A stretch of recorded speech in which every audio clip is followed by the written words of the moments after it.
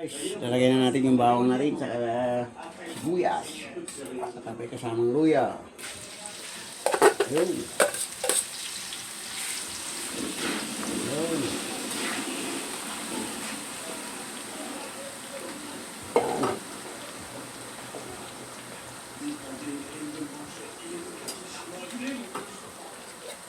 Ayan natin.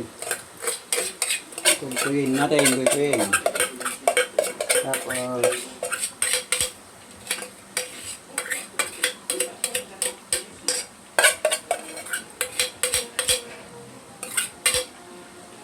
okay. Sunod naman po natin yung ano natin.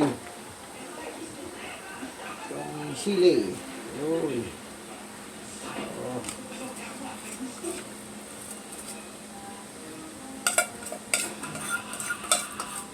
Marami po yata masyadong sili ah.